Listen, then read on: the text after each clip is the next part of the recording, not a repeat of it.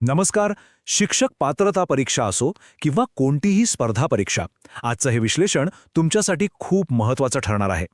आपण आज मुलांच्या मानसिक विकासावर म्हणजेच त्यांच्या संज्ञानात्मक सिद्धांताच्या सर्वात महत्त्वाच्या टप्प्यांवर नजर टाकणार आहोत. चला तर मग सुरुवात करूया. चला एका अगदी साध्या प्रश्नानं सुरुवात करूया. कधी विचार केलाय का की तुम्ही एका लहान बाळाचं आवडतं खेळणं त्याच्या डोळ्यांसमोरून बाजूला करता किंवा लपवता तेव्हा ते लगेच रडायला का लागतं? या साध्या प्रश्नाच्या उत्तरात मुलांच्या मनाचं एक मोठं रहस्य दडलेलं आहे आणि आज आपण तेच उलगडणार आहोत. हा जो प्रसंग आहे ना, तो आपल्याला थेट अध्ययनाच्या आणि विकासाच्या मोठ्या सिद्धांतांकडे घेऊन जातो.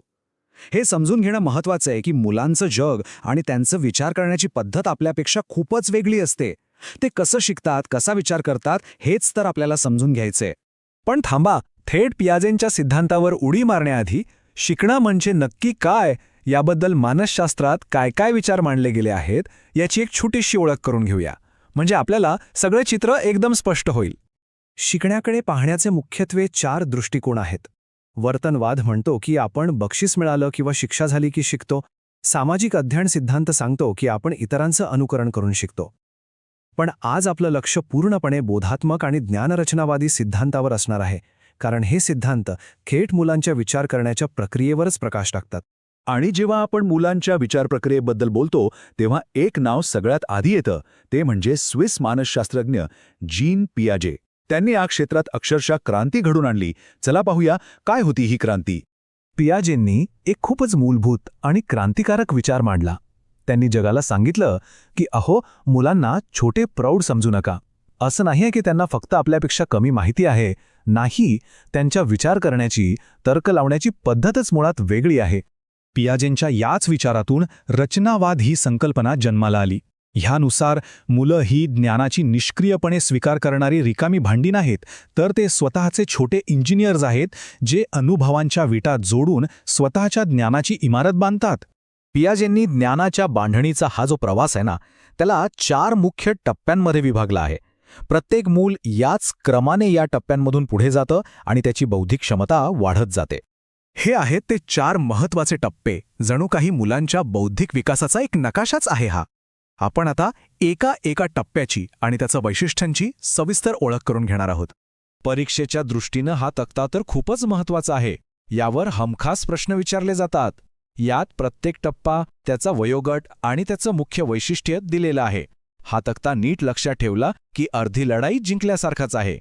आता आठवतंय का, आपण सुरुवातीला एक प्रश्न विचारला होता, बाळ खेळणं लपवल्यावर का रडतं? याचं उत्तर आहे वस्तुनित्यता या संकल्पनेत. पहिल्या टप्प्यात म्हणजे संवेदन चालना टप्प्यात बाळाला हे माहीतच नसतं की वस्तू डोळ्याआड झाली तरी तिचं अस्तित्व टिकून राहतं. त्याला खरंच वाटतं की खेळणं कायमचं नाहीसं झालंय, म्हणून ते रडतं. आता दुसऱ्या टप्प्याचं म्हणजे पूर्वसंक्रियात्मक टप्प्याचं एक गमतीशीर उदाहरण पाहू. जर तुम्ही 2 सारख्या ग्लासमधलं समान पाणी एका मुलासमोर एका उंच आणि अरुंद ग्लासात ओतलं, तर ते मूल 100% सांगेल की उंच ग्लासात जास्त पाणी आहे. का? कारण त्याला अजून आकार बदलला तरी प्रमाण तेच राहतं, हा तर्क लावता येत नाही. उंच म्हणजे जास्त, इतकं साधं त्याचं लॉजिक असतं. पियाजेंनी सांगितलं की मुलं स्वतःच्या अनुभवातून स्वतः प्रयोग करून शिकतात.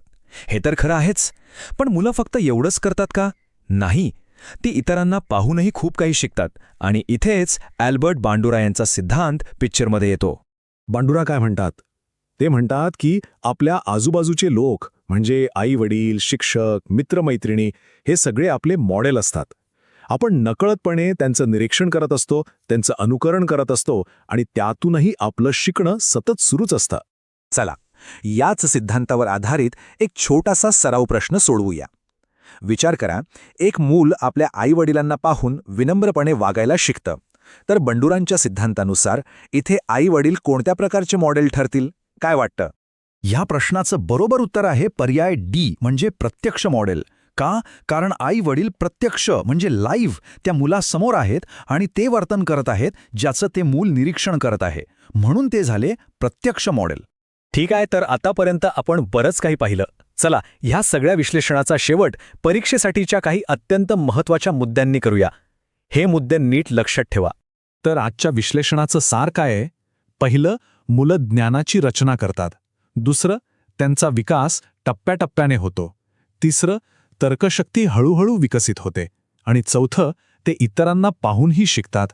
एक शिक्षक म्हणून ही प्रक्रिया समजून घेणं मुलांच्या शिकण्याला योग्य दिशा देण्यासाठी खूपच गरजेचं आहे. आणि जाता जाता तुमच्यासाठी एक विचार.